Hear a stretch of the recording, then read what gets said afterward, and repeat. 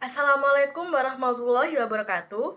Perkenalkan, nama saya Dea Fortuna Nurama, NIM H74218017 dari Prodi Ilmu Kelautan UIN Sunan Ampel, Surabaya.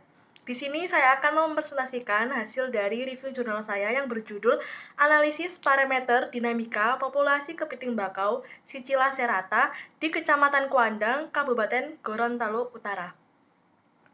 Yang pertama, jurnal ini ditulis oleh Sri Rahayu Manuarfa Syamsuddin dan Sri Nuryatin Hamzah. Jurnal ini berjenis Jurnal Ilmiah Perikanan dan Kelautan, volume 1, nomor 1, tahun Juni 2013. Nah, dari latar belakang ini adalah Sicila serrata sendiri merupakan jenis kepiting bakau bergizi tinggi yang banyak ditemukan di perairan Indonesia. Diperkirakan mensuplai sekitar 80% dari total pendaratan semua jenis kepiting. Angka permintaan daging kepiting bakau ini diharapkan dapat terus meningkat di masa yang akan datang.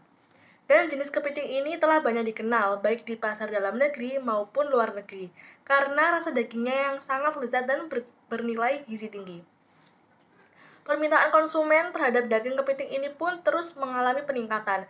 Namun sampai saat ini, produksi kepiting bakau masih mengandalkan hasil tangkapan di alam. Menurut DKP Kabupaten Gorontalo Utara tahun 2010, produksi kepiting bakau di Kabupaten Gorontalo Utara, khususnya di Kecamatan Kuandang, pada tahun 2010 mencapai 12.913 ton. Sedangkan produksi kepiting bakau pada tahun 2011 mencapai 14.596 ton. Melihat hal ini dapat disimpulkan bahwa kepiting bakau disuplai dengan penangkapan secara terus-menerus di alam, maka timbul kekhawatiran akan kondisi populasinya. Nah, tujuan dari penelitian ini untuk mengetahui hubungan lebar karapaks dengan berat tubuh, kelompok umur, pertumbuhan, moralitas, dan parameter pendukung untuk kehidupan kepiting bakau. Pada metodologi penelitian ini menggunakan metode pengambilan sampel, yaitu random sampling atau pengambilan secara acak. Kemudian metode analisis hubungan lebar karapaks dan berat kepiting. Untuk mengetahui hubungan lebar karapaks dengan berat tubuh kepiting menggunakan pendekatan regresi linear, menggunakan rumus di atas ini. Kemudian metode analisis struktur umur. Dengan membagi kepiting ke dalam kelompok lebar karapaks, selanjutnya dilakukan perhitungan logaritma dan frekuensi masing-masing kelompok lebar karapaks.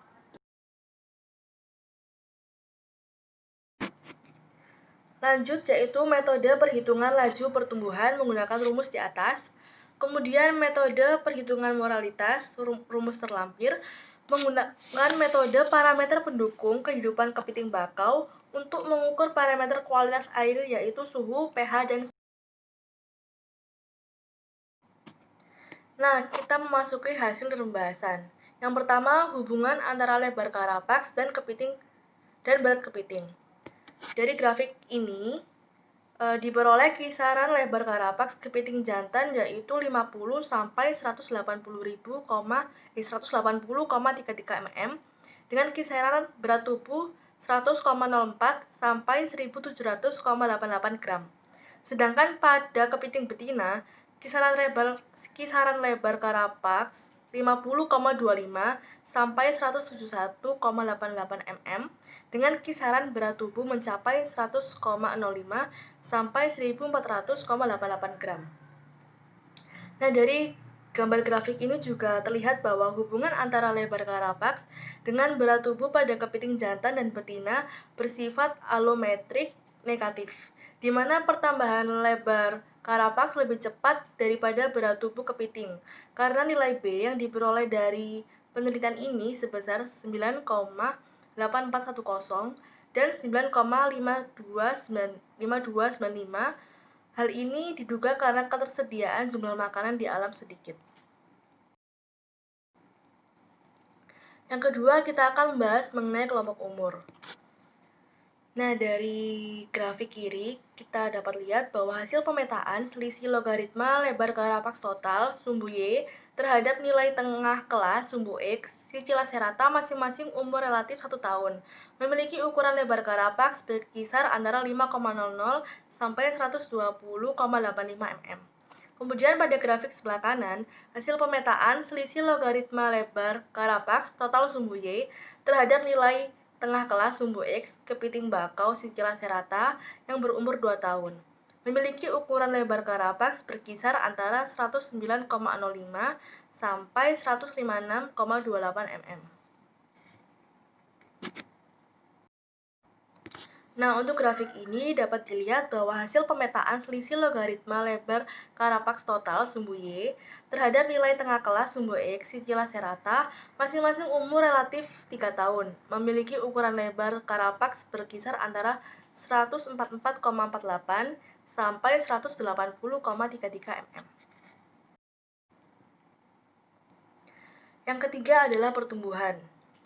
Nah, dari grafik ini, berdasarkan kurva di atas ini, pertumbuhan kepiting bakau yang terlihat pada gambar ini menunjukkan bahwa pertumbuhan kepiting ini mencapai pada umur 1 tahun relatif cepat, dan pada saat kepiting mencapai umur 2-3 tahun, pertumbuhannya cenderung lambat dan akan tetap mengalami pertumbuhan sampai dengan mencapai lebar Karapaks maksimum.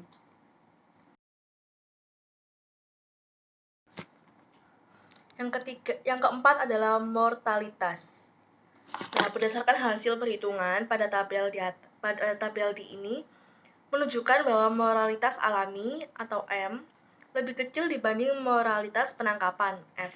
Hal ini diduga karena kematian kepiting bakau di Kecamatan Kuandang, Kabupaten Gorontalo Utara disebabkan oleh faktor penangkapan. Sehingga jika dilakukan penangkapan secara terus-menerus tanpa ada suatu pengelolaan terhadap populasi kepiting, maka akan menyebabkan populasi kepiting di Kecamatan Kuandang akan mengalami penurunan. Yang kelima ada parameter pendukung.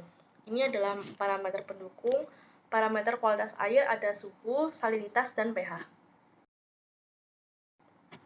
Nah, dapat ditarik kesimpulan bahwa dari hasil penelitian diperoleh hubungan lebar Karapaks dengan berat kepiting jantan dengan persamaan W sama dengan min 666,2513 L 9,8410 dalam kurung R2 0,7570 dan betina W sama dengan 657,1955 L 9,5295 R2 0,9040. Masing-masing modus lebar Karapaks L1 105,7302 mm, L2 121,3173 mm, L3 157,5942 mm.